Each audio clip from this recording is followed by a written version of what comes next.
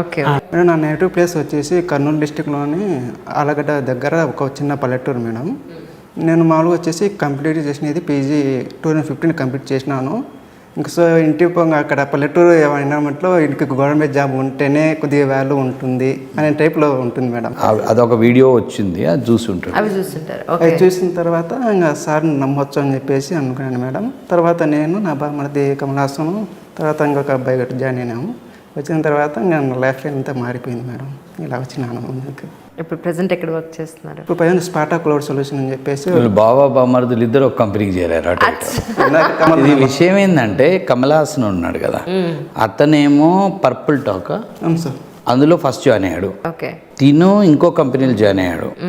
ఈ ఇద్దరిది కూడా 2 చోట్లలో కూడా జాబ్ రిస్క్ అయింది. ఇద్దరు బయటకు వచ్చారు. ఈయన ముందు బయటకు వచ్చాడు. అప్పటికి ఈ స్పాటా క్లౌడ్ డ్రైవ్ అయింది. ఆ డ్రైవ్లో ఈయనకు ఆఫర్ వచ్చింది.